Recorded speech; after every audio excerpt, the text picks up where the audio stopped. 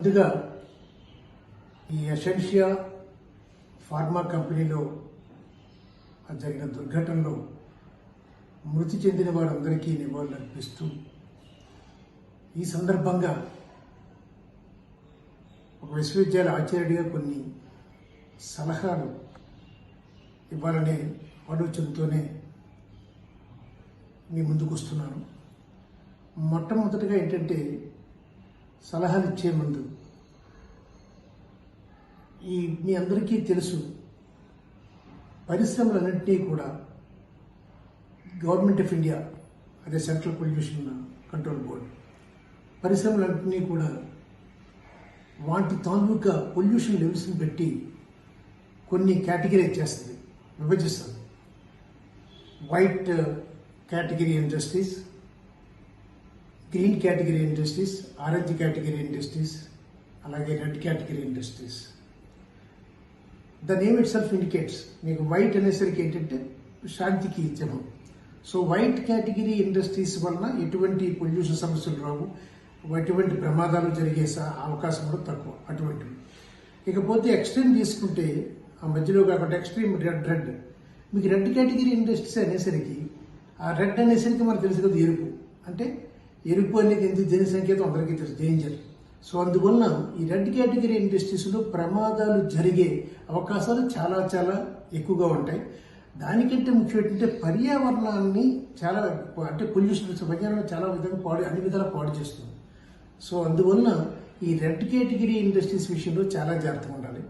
దురదృష్టకర విషయం ఏంటంటే, ఒక ఉత్తరాంధ్ర వాడిగా విశాఖపట్నం ప్రాంతం అంటే ఒక సుందర నగరం, ఒక టూరిస్ట్ స్పాట్, అభివృద్ధికి ఎన్నో అవకాశాలు ఉన్న ప్రాంతం. ఇటువంటి ప్రాంతంలో ఈ ఆంధ్రప్రదేశ్ రాష్ట్రంలో ఉన్న రెడ్ కేటగిరీ ఇండస్ట్రీస్ మొత్తంలో 4 వంతుల్లో 3 వంతులు ఈ విశాఖ ప్రాంతంలో ఉన్నాయంటే ఎంత బాధగా ఉందంటే, అంటే మీకు 75% ఆఫ్ రెడ్ కేటగిరీ ఇండస్ట్రీస్ ఈ ఉత్తరాంధ్ర ప్రాంతంలో ఉన్నాయి, విశాఖపట్నం చుట్టుపక్కల ఉన్నాయంటే అది కొంచెం బాధాకరంగానే ఉంటుంది. అందుకనే మీరు చూడండి, ఎప్పుడు కూడా ప్రతి సంవత్సరం కూడా 1-2 కాదు, ఒక్కొక్కసారి 6, 7, 10 సంఘటనలు కూడా జరుగుతుంటాయి. ఇది ఒక బాధాకరమైన విషయం. ఎందుకంటే ఇటువంటి రెడ్ కేటగిరీ ఇండస్ట్రీస్ ఎటువంటి చోట్ల ఉందంటే, ఇక్కడ మీకు నిజానికి జనసాంద్రత కూడా ఇక్కడ ఎక్కువ ఉత్తరాంధ్రలో. ఎందుకంటే ఏరియా తక్కువ, జనాలు ఎక్కువ ఉన్నారు. సో అందువల్ల జనసాంద్రత ఎక్కువ ఉన్న వాటికంటే జనసాంద్రత తక్కువ ఉన్న జిల్లాలు ఉన్నాయి మన ఆంధ్రప్రదేశ్, అందరికీ తెలుసు. అటువంటి జిల్లాల్లో ఈ రెడ్ కేటగిరీ ఇండస్ట్రీ పెట్టాలి. అది నా ఒక సలహా ప్రభుత్వానికి. ఇక రెండో విషయానికి వస్తే, రాజకీయ పార్టీలు చాలా బాధగా ఉంటుందండి. ఎందుకంటే ఒక సంఘటన, ఇటువంటి దురదృష్టకరమైన సంఘటన జరిగినప్పుడు అన్ని పార్టీలు కూడా, ప్రతిపక్షం, రూలింగ్ పార్టీస్ అని కాకుండా అందరూ కూడా కలిసి పనిచేయవలసిన సమయంలో ఇక్కడ కూడా ఓట్ల గొడవ, ఎలక్షన్ గొడవ తప్ప ఏంటంటే, దాని నుంచి ఆ ప్రభుత్వం ఎలా జరిగింది, ఈ ప్రభుత్వం ఎలా జరిగింది అని పరస్పర ఆరోపణలు చేసుకోవడం తప్ప కన్స్ట్రక్టివ్గా ముందుకు వెళ్దామని ఆలోచన లేకపోవడం చాలా బాధ అనిపిస్తుంది రాజకీయ పార్టీ. దయించి అది కూడా, ఎందుకంటే మన అందరికీ తెలుసు, మన పక్క దేశాలే ఉన్నాయి. ఐరోపా దేశాలను తీసుకుంటే అక్కడ షాడో క్యాబినెట్ ఉంటుంది. షాడో క్యాబినెట్ అంటే గవర్నమెంట్లో ఉన్న క్యాబినెట్ లాగే అపోజిషన్లో కూడా షాడో క్యాబినెట్ ఏం చేస్తుందంటే, వాళ్ళు ఒక్కొక్క పోర్ట్ఫోలియోకి ఒక పెడతారు, ఒక అపోజిషన్ నాయకుల్ని. వాళ్ళు ఏం చేస్తారంటే, ఆ పోర్ట్ఫోలియో బాగా స్టడీ చేసి వారు తగిన సలహాలు, అంటే కన్స్ట్రక్టివ్ సజెషన్స్ ప్రభుత్వానికి ఇచ్చి ప్రభుత్వం చేత మంచి పనులు చేస్తుంటాయి. అటువంటి ఈ రోజుల్లో వీళ్ళు, ఇంకా ఈ రోజుల్లో కూడా ఆశ్చర్యంగా ఉంటుంది, వచ్చి వాళ్ళ వలన వీళ్ళ వలన వాళ్ళు, అది మానేసి అందరూ కలిసికట్టి ఇటువంటి దురదృష్టకర సంఘటనలు జరిగినప్పుడు కలిసి ముందుకు వెళ్ళాలి, కలిసి ఆలోచించాలి, కలిసి పని చేయాలి. ఇది నా సలహా. ఇక తరువాత ఈ రెడ్ కేటగిరీ ఇండస్ట్రీస్ అన్నిటికీ కూడా నాది ఒక సలహా ఏంటంటే, వాళ్ళ నిజానికి ఏంటంటే ఒకసారి అనిపిస్తుంటుంది, ఇదేమైనా పెన్నీ వైజ్ పౌండ్ ఫులిష్గా ఉంటుంది. అంటే ఏదో మిగిలించేద్దాం అని చెప్పి ఆశపడి మొత్తం పరిశ్రమనే మూసివేసే స్థితికి వెళ్తున్నారు. ఇది చాలా తప్పు. ఎందుకంటే వాళ్ళందరికీ తెలుసు, ఇప్పుడు మనం ఈ రెడ్ కేటగిరీ ఇండస్ట్రీస్ మనం అంతా కూడా కెమికల్స్తో పనిచేస్తాం, తర్వాత రియాక్టర్స్తో పనిచేస్తాం, బాయిలర్స్తో పనిచేస్తాం. ఇవన్నీ కూడా ప్రమాదకారులే. ఏదో రోజు ప్రమాదం జరుగుతుంది, ప్రమాదం జరగకుండా ఉండదు. కాకపోతే ఈ రోజు ఎసెన్షియల్ అయింది, రేపు ఇంకోటి అవుతుంది, ఎల్లుండి ఇంకోటి అవుతుంది.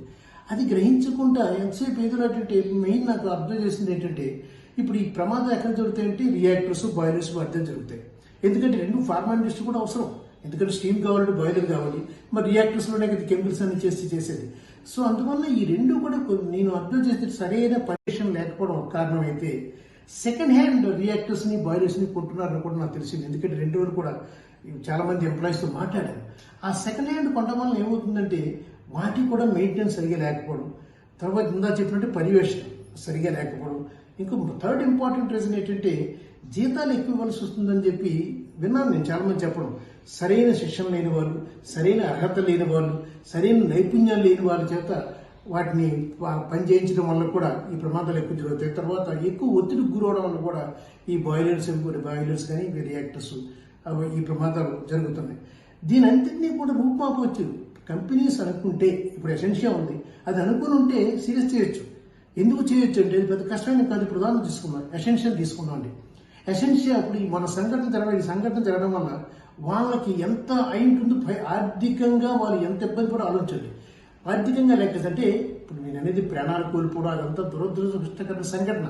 దాని అలా పక్కన పెడితే ఒక్క విషయం కంపెనీ పాయింట్ ఆఫ్ వ్యూలో మనం తీసుకుంటే ఒక కంపెనీకి ఎంత ఖర్చు అవుతుంది, దీనివల్ల ఎంత ఆర్థిక భారం పడింది ఆలోచించండి. ఇప్పుడు ₹1 కోటి ఒకరికి ఇస్తున్నారు, 17 మంది చనిపోయారు, లెక్కపెట్టి 17 కోట్లు. అలాగే 40 మంది ఏంటంటే సీరియస్లీ ఇంజూర్డ్. మరి వాళ్ళందరికీ ఇచ్చి 50 లక్షలు చెప్పిన ఎన్ని ఇచ్చి చూస్తుంటే సుమారుగా మీకు అంటే అన్ని కలుపుకుంటే హాస్పిటల్ ఖర్చు అనుకుంటే ₹50 కోట్ల ఖర్చు అవుతుంది. ఇది ఇంకొక పక్క తీసుకుంటే వాళ్ళకి జరిగిన ఆస్తి నష్టం మన సంఘటన వల్ల, ఆ యంత్రాలు పోవడం కానీ, ఆ బిల్డింగ్ పోవడం కానీ అంతా కానీ, దీనివల్ల వర్క్ ఆగిపోవడం అంతా కూడా ఇదంతా నష్టం తీసుకుని ఇంకొక 50 కోట్లు. అంటే సుమారుగా ఈ కంపెనీకి, ఈ ఫార్మా కంపెనీకి ఈ సంఘటన జరగడం వల్ల సుమారుగా ₹100 కోట్ల నష్టం కనీసం జరిగి ఉంటుంది. ఇక లెక్క వేలేంది ఏంటంటే గుడ్ విల్.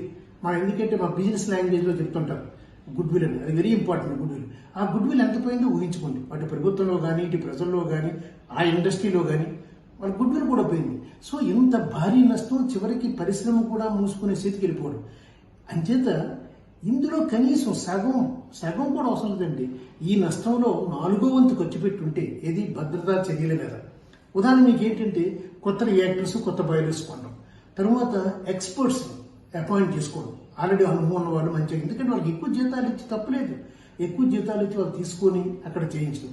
తర్వాత మీకు అక్కడ పనిచేసే వాళ్ళకి, ముఖ్యంగా రియాక్టర్స్, బాయిలర్స్ దగ్గర పనిచేసే వాళ్ళకి కొన్ని ప్రొటెక్టెడ్ డ్రెస్సెస్ ఉంటాయి, ఆ ఫైర్ కోట్స్ అంటారు, వాటిని కూడా సప్లై చేస్తే పెద్ద ఖర్చు అవ్వచ్చు. బట్ ఎంతగానో పెన్నీ వైజ్ పౌండ్ ఫూలిష్ లాగా అది ఖర్చు కాదు, అది దట్ ఇస్ అన్ ఇన్వెస్ట్మెంట్ చేస్తుంటే ఈరోజు ఇలాంటి ప్రమాద సంఘటనలు జరగవు. అందుకని దయించి నా ఉద్దేశం ఏంటంటే ఈరోజు ఎందుకంటే అన్ని రెడ్ కేటగిరీ ఇండస్ట్రీస్కి నా మనస్ఫూర్తిగా అభ్యర్థిస్తున్నాను, ఈ ఆంధ్రప్రదేశ్ రాష్ట్ర ప్రజల తరపున, ఉత్తరాంధ్ర ప్రజల తరపున, నా తరపున. ఎందుకంటే ఈరోజు ఎంప్లాయీ వెల్ఫేర్ చాలా ఇంపార్టెంట్ అండి. ఎంప్లాయీ వెల్ఫేర్ అంటే ఈ ఉద్యోగ సంక్షేమం ఏ స్థితికి అంటే ఎంత దూరం తీసుకెళ్తుందంటే ఆశ్చర్యం ఉంటుంది వింటుంటే. కొన్ని కంపెనీస్ అయితే వాళ్ళ ఉద్యోగుల పిల్లలకి మంచి పెళ్లి సంబంధాలు చూడడంలో కూడా కంపెనీలు సహాయపడుతున్నాయి, HR డిపార్ట్మెంట్. అంటే ఆ స్థితికి వెళ్ళిందంటే ఒక్క ఎంప్లాయీనే కాకుండా ఎంప్లాయీ కుటుంబం మొత్తం they take care of entire family of that employee. ఇది పెళ్లి సంబంధం చూడటం కూడా సహాయపడుతున్న సమయం రోజుల్లో ఇంత మనం నిర్లక్ష్యంగా చేయడం వల్ల ప్రాణాలే కోల్పోతున్నారు. సో అది చెయ్యాలి. అలాగే మీకు ఏంటంటే సేఫ్టీ ఆడిట్ అండి, ఇది ఎందుకు చేయించి నాకు అర్థం కాదు. రెగ్యులర్గా ఏం లేవు, కనీసం సంవత్సరానికి ఒకసారి ఆ రూల్స్ నాకు రెగ్యులేషన్ నాకు తెలియదు కానీ, బట్ సంవత్సరానికి కనీసం ఒకసారి సేఫ్టీ ఆడిట్ చేయించి ఆ సేఫ్టీ ఆడిట్ రిపోర్ట్ని పెట్టి అవన్నీ చర్యలు తీసుకుంటే ఏ ప్రమాదం జరగవండి. ఇంకా అతి ముఖ్యమైనది ఏంటంటే మాక్ డ్రిల్. అది ఎందుకు చేరినా కాదు, అది కూడా సంవత్సరానికి ఒకసారి మాక్ డ్రిల్. మీకు అత్యవసర పరిస్థితులు ఏదైనా ఉన్నప్పుడు ఎలా బయటపడాలి అనే దాని మీద సంవత్సరానికి ఒక్కసారి అది రిహార్సల్ లాగా మాక్ డ్రిల్ లా చేస్తే ఈరోజు ఆశ్చర్యకరమైన విషయం ఏంటంటే, సంతోషించే విషయం, పెద్ద పెద్ద హాస్పిటల్స్లో సీనియర్ డాక్టర్స్ అంటే అప్పటికే వేల ఆపరేషన్లు చేసిన డాక్టర్స్ కూడా మీకు తెలుసా, ముందుగా సిమ్యులేషన్ ల్యాబ్లో అంటే ఆపరేషన్ థియేటర్కి వెళ్ళి ఆపరేషన్ చేసే ముందు సిమ్యులేషన్ ల్యాబ్లోకి వెళ్ళి అక్కడ ఆ సిమ్యులేషన్ ల్యాబ్లో ఆపరేషన్ లాంటిది నటించడం అన్నమాట చేసి అప్పుడు ఆపరేషన్ థియేటర్కి వెళ్తున్నారు. ఎందుకు? Why they are doing that?